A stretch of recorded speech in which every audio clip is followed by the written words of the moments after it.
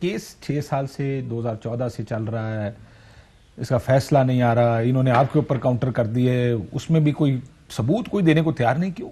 کیوں لٹکا رہے ہیں؟ ہائی کورٹ چلے جاتے ہیں, سپریم کورٹ چلے جاتے ہیں, کہتے ہیں جناب جورسڈکشن نہیں ہے, پھر کہتے ہیں سیکرٹ رکھا جائے. آپ کو کیا نظر آ رہا ہے, کیا ہو رہا ہے اس وقت؟ دیکھیے, مجھے لگتا ہے کہ انہوں نے جو فنڈنگ کی ہے اس میں irregularities ہیں, اور اسی وجہ سے یہ اس کا دفاع کر رہے ہیں, کیونکہ ملک کا قانون جو ہے بڑا کلیئر ہے, اور صرف یہاں کا نہیں, امریکہ کا قانون بھی یہی ہے. ایک میرے خیال میں ایک انڈین شاید ڈاکٹر تھے جنہوں نے ہندوستان سے پیسے منگوا کے کسی کانگریس مین یا سینیٹر کی کیمپین فائنینس کی تھی, تو شاید ان کو سزا ہو گئی تھی, وہ جیل ویل بھی کاٹ کے آئے تھے. تو یہ ایک irregularity ہے کہ جب ملک میں الیکشن ہو تو کوئی فورن نیشنل, کوئی فورن ایجنٹ, کوئی فورن کنٹری اس کو فنڈ نہیں کر سکتی. یہ قانون ہے, ہر ملک کا ہے.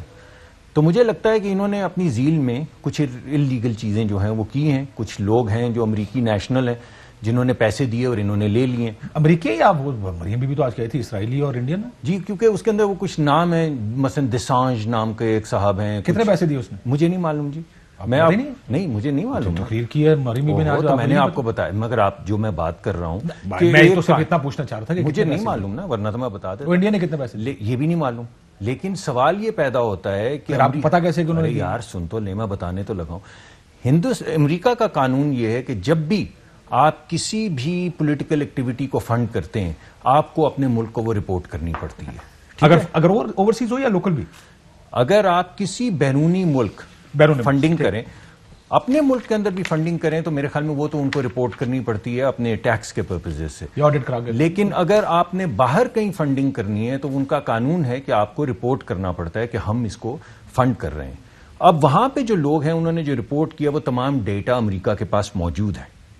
وہ ڈیٹا ہے جس میں یہ نام ہے جو میں آپ سے لے رہا ہوں, دسانج اور جو دیگر نام ہیں. ارشد شریف نے یہ سب سے پہلے پروگرام کیا تھا, کافی سال پہلے کی بات ہے, جہاں انہوں نے یہ لسٹ نکالی تھی. تو اب سوال یہ پیدا ہوتا ہے کہ اگر آپ نے فورن فنڈنگ لی ہے اور وہ ہر دنیا کے ملک کے قانون کے مطابق ایک اللیگل ایکٹیویٹی ہے جس میں آپ کی پارٹی جو ہے وہ ڈیزالو ہو سکتی ہے یا جو بھی سزا ہے وہ آپ پہ مقرر کی جا سکتی, تو اس کی وجہ سے اب یہ اس کو ڈیلے کر رہے ہیں. اب دوسری جو اہم بات میں کروں گا وہ یہ, آپ کو یاد ہوگا سعدیہ عباسی کا اور ہارون اختر کا کیس ہوا تھا, 3 لوگوں کو ڈیول نیشنلٹی پہ کیا گیا. جی, اس کو 3 یا 6 مہینے لگے تھے سٹارٹ ٹو فنش.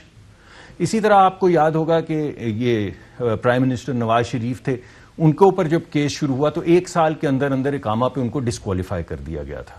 اب سوال یہ پیدا ہوتا ہے کہ وزیر اعظم کو ڈسکوالیفائی کرنے میں تو 1 سال بھی نہیں لگتا, ہمارے پارٹی کو فارغ کرنے میں 6 سال لگے. نہیں, لیکن آپ کو کیا خبر ہے کہ 2014 میں کیس دائر ہوا, 4 سال آپ کی حکومت تھی, اس وقت کیوں نہیں الیکشن کمیشن موو کر رہا تھا؟ کر رہے ہیں نا, ہم تو پریشر ڈال رہے ہیں. اس وقت تو نہیں پریشر ڈال رہے تھے. نہیں, دیکھیے اس وقت یہ لوگ پریشر ڈال رہے تھے نا, سڑک کے اوپر آتے تھے بار بار, اور ہم تو اس وقت پھر آپ وہ بات لے جائیں گے اداروں کی طرف کہ یہ ادارہ ہے اور وہ ادارہ ہے.